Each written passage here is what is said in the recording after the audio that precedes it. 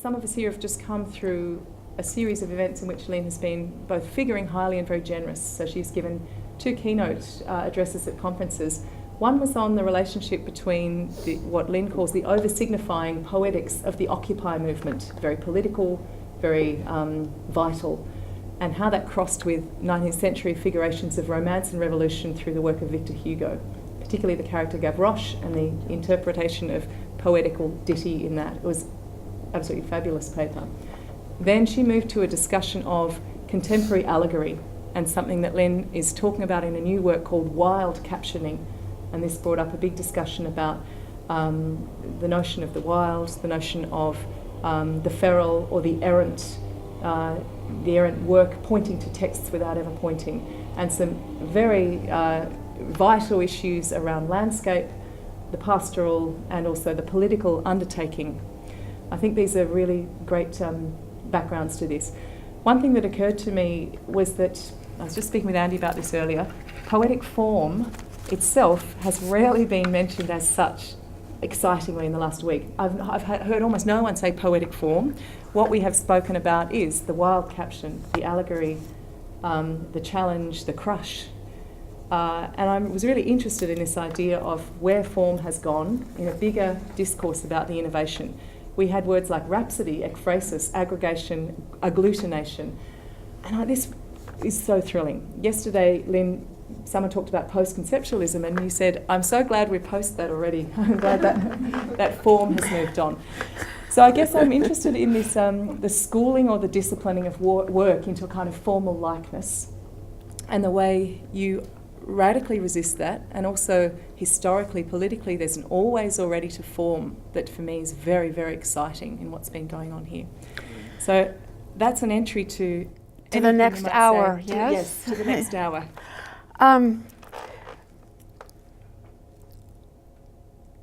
Well, I think that part of the beginning of a response is the quite obvious one that will be familiar to most, if not all of you, which is the way that in English language the term form suggests something static. That's like, the glass, and then you fill it. The glass is the form, and then the water is the poetry, and you plop it into the glass, and then you've got your poem. I think that, and that's just the way that the English language for some way is so noun-based and imagines the world as having a kind of fixity of givens or things in it. Much more productive, I think, is to imagine the term form as synonymous with force, that a form is a kind of engine. And in fact, a number of people associated with language writing, as with the conceptualists, post-conceptualists, and of course many other schools and non-schools, anti-schools, is to think about what your work's going to look like, how you're going to organize it, because the options are virtually limitless. And you've got an impulse to get going, whether you know what you're going to go about or go after or not. And it can be very useful to think of kinds of constraints, rules of writing that can tell you how to shape it. And those have been incredibly productive. And the trick, as one launches into a new work, is to think of a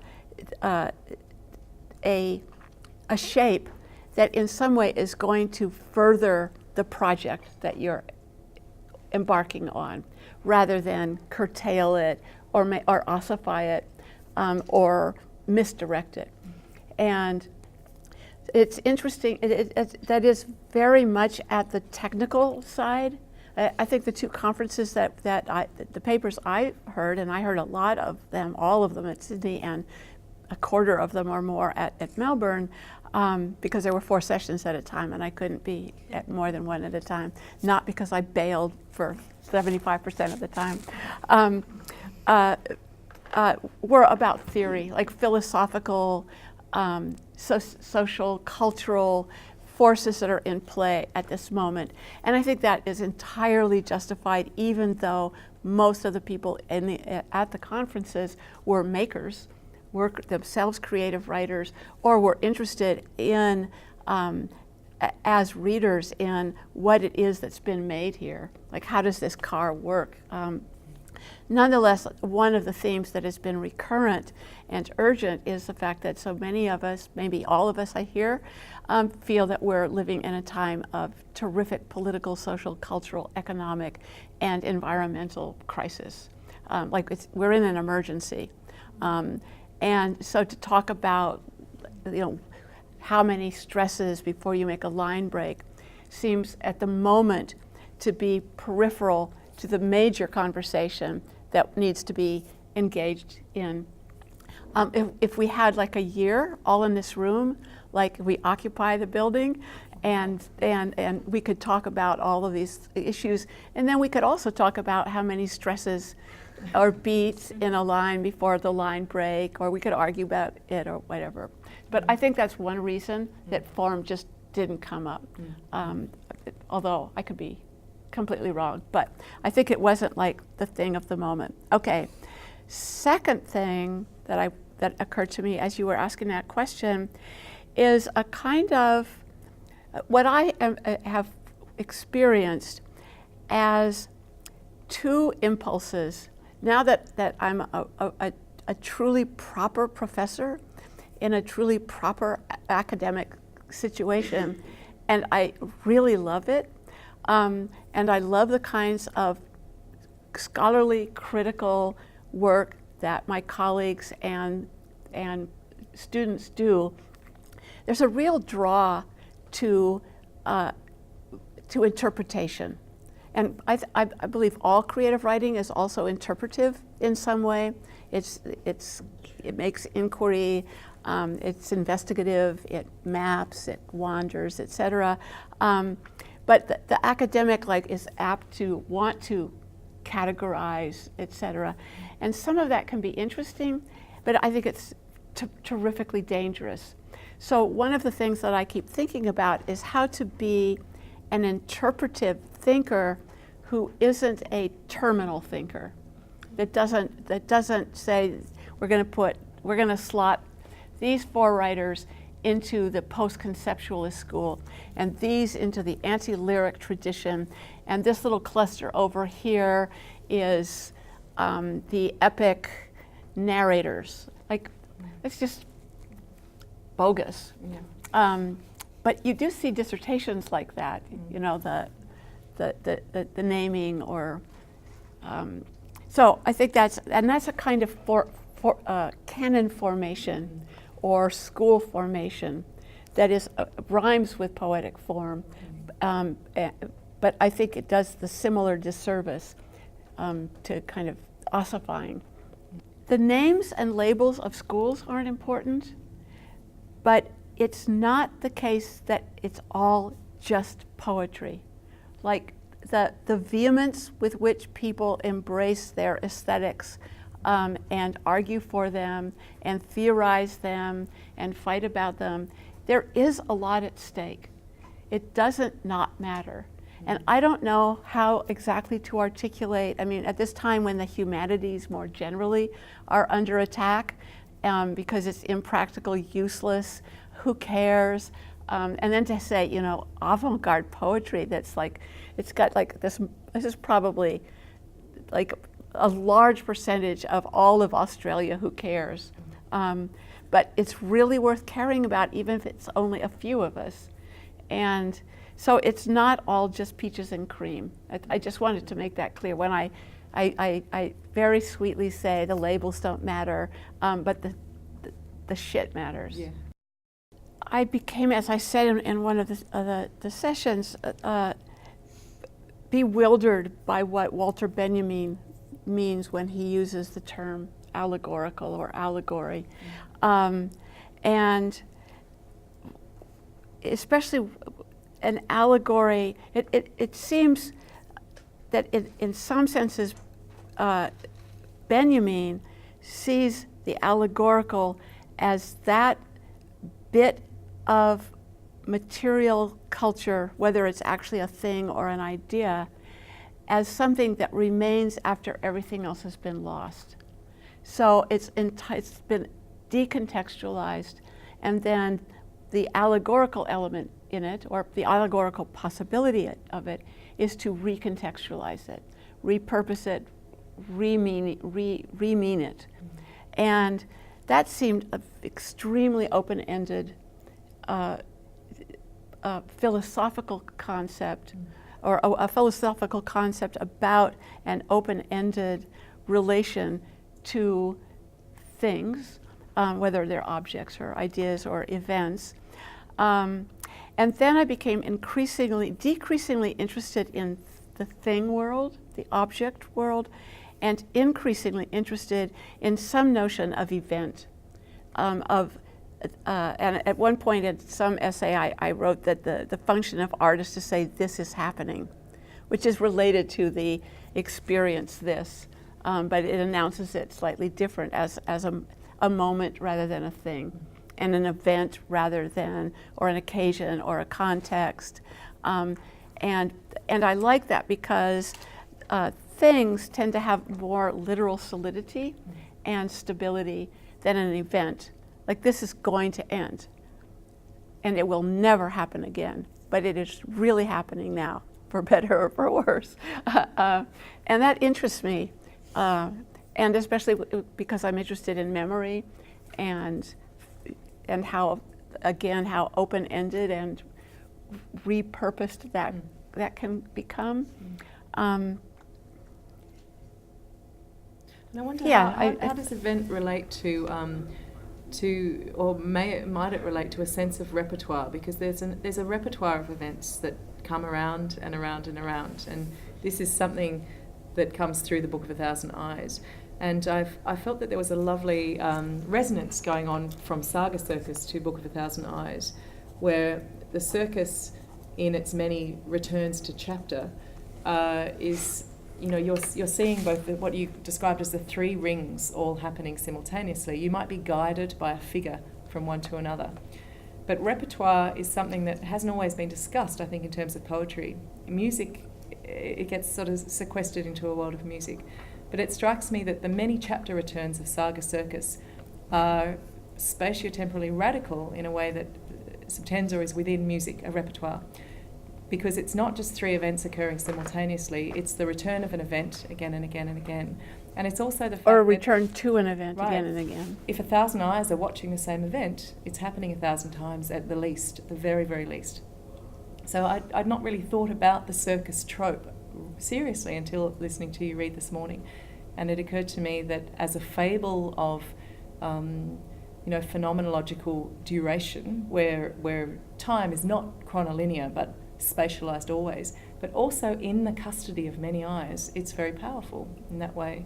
And I wondered if there's a sense in which you could speak to that. Or the term repertoire completely surprises me, and I think it's magnificent. I mean, there's two ways I can think of it in terms of music. One, of course, is the set, the list of what you're going to play, and or in improvised music, like what configurations of musicians, like instruments, will happen, etc. But then there's also the personal riffs, like what you can do, and the musicians I know are always worried that they're going to keep falling back on their habitual riff. Like, I know I can really go up and down the saxophone. I can smoke that. But you can only do that so many times, and everybody says, there he goes again, up and then down. And so it becomes like shtick, which is different from repertoire and different from riff. And that is certainly something I think about in attempts not to fall onto riffs and to undercut myself. But that's not a really good answer to your question. And it's the return of an event, I think, is extremely interesting in everyday life, especially, like the event of brushing your teeth, as well as the event of being again crushed by some stupid political decision or judicial decision.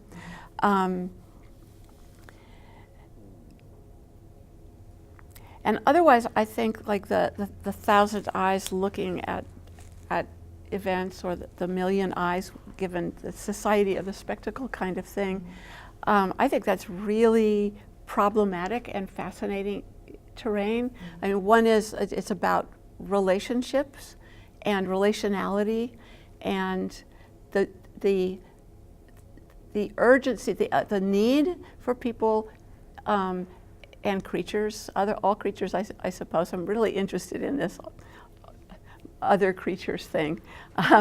Although we have 2 cats, and I really have tried to figure out like what they are thinking. And I mean, I've gotten on the floor and crawled and followed the cat's path and paused, and nothing. I don't hear what the cats hear. I don't know why they do that. Like, why when I put the bowl of water here on my desk, does the male cat go over there, around the room, along the wall, under the chair, jump onto this, and come over? He sees me put it there.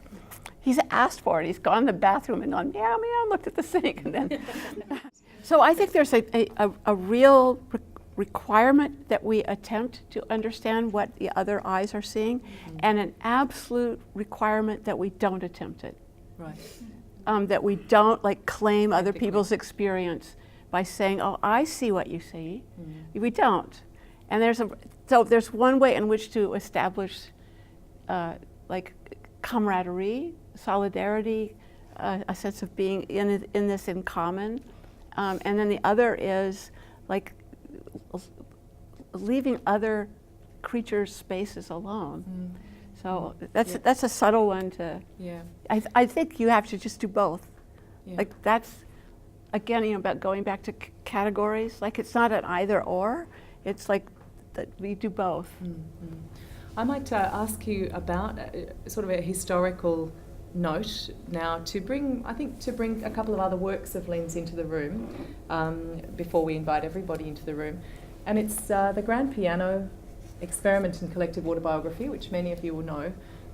It's a very recent, an ongoing or completed now, but undertaking by various poets and writers who were involved in those early days of language poetry. And there's an essay, your essay in number 7, which is to do with music. I've come to this through repertoire. Talks about the late 1960s, early 1970s in San Francisco in particular, in relation to scenes of innovation in other art forms. And one thing that I was just reminded of, I'd forgotten, was that Terry Riley was there at that time. Still is around. Still is, cracking out in C, I think it was, and other extraordinary works of improvisation, spatiotemporal collapse, inquiry. There's a sense of abandon to that work. And it made me think of the impossibility of the school that you were talking about before, the impossibility of dividing these art forms and practices from one another in some kind of way. So through the trope of playing the grand piano and through the musicality of that, there's a recognition of that in common that you were just talking about, that these ideas, formations, I'm hesitant to say forms, allegories, rhapsodies, can be shared in common despite the exquisite particularity of every single note that's being sounded within. And I wanted to step past that in a way back to this idea of the place of country, because we have Deborah Bird-Rose with us this morning, which is a wonderful conjunction. Both Deborah and Lyn spoke together in Melbourne. And your kind of step there toward the creaturely. And so I just wanted to bring this idea of the landscape, the ruined pastoral that we've been speaking about, into the conversation, and wonder how you're thinking through that, not just after the last week, but in relation to your work. There's a huge amount of ecology, creatureliness in the Book of 1,000 Eyes, which perhaps isn't foregrounded as much in earlier works. I wonder where you are with that.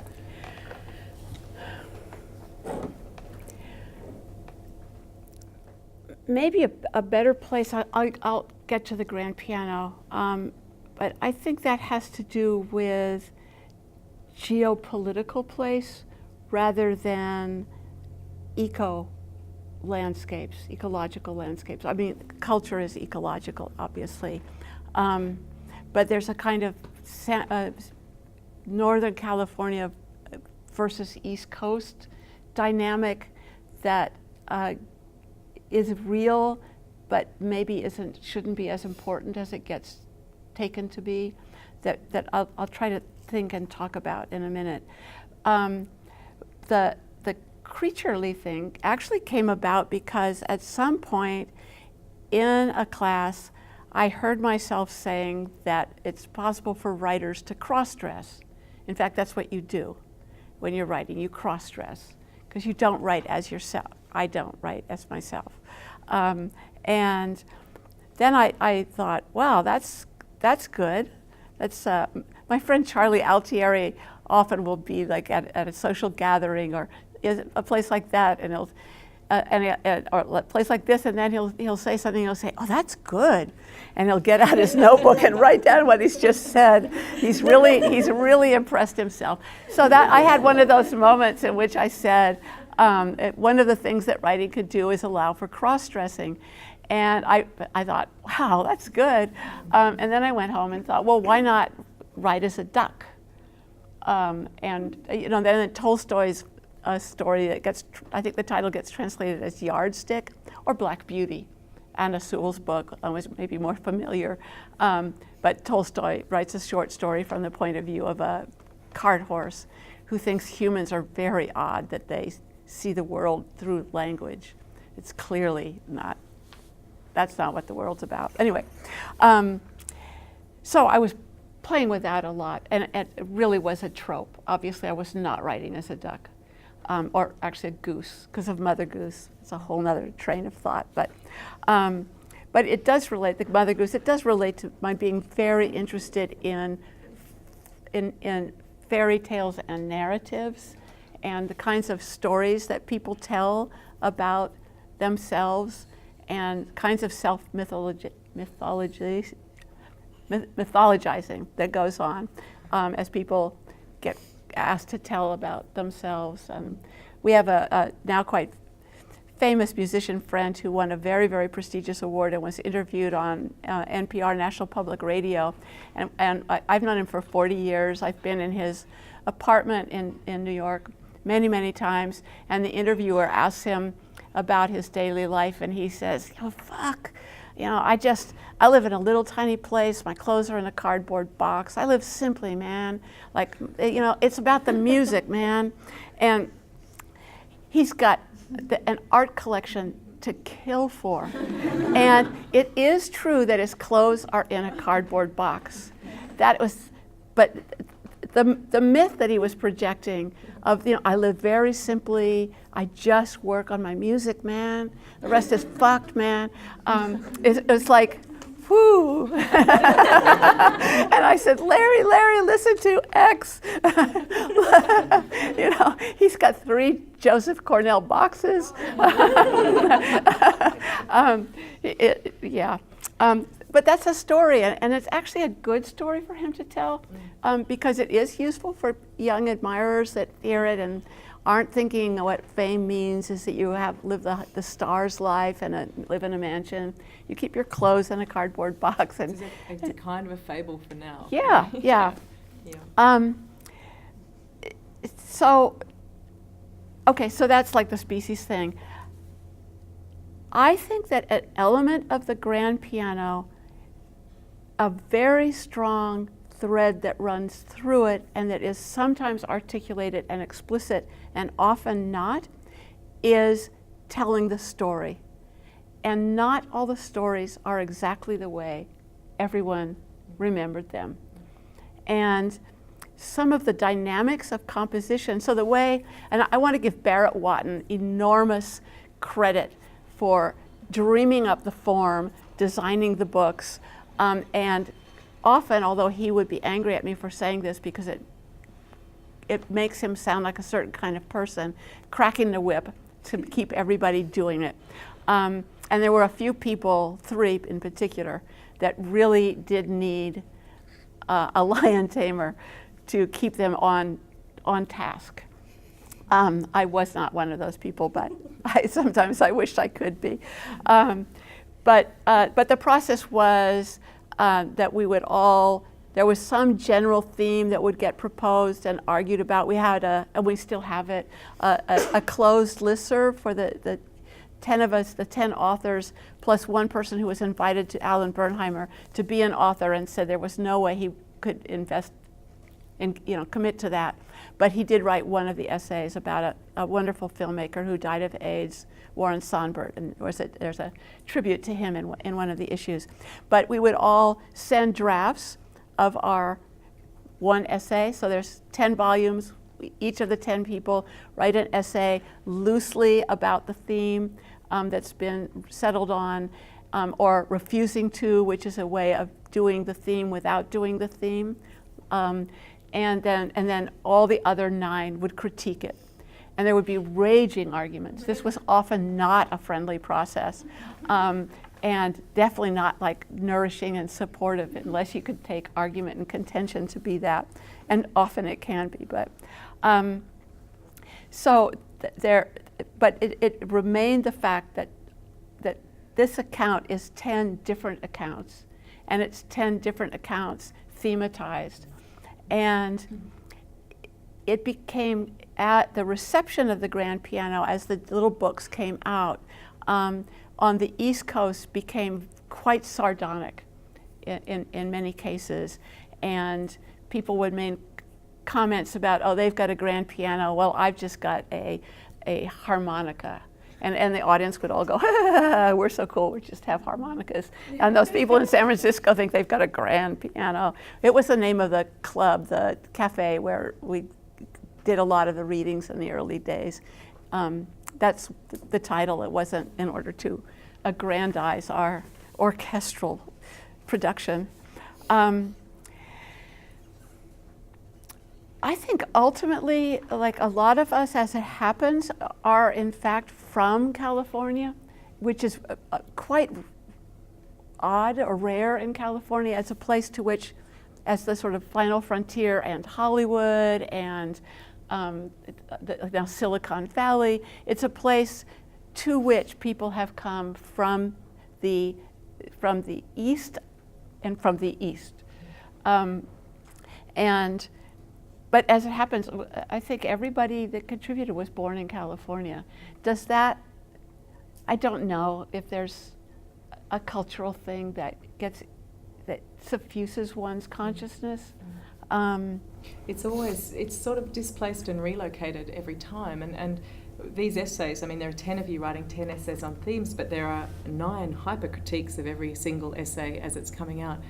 The very idea of the grand piano exhausts me, and it must have exhausted you in some degree, but it also proliferates in the way that the Scheherazade story does, because none of the stories will ever be told fully. They cannot be by fiat.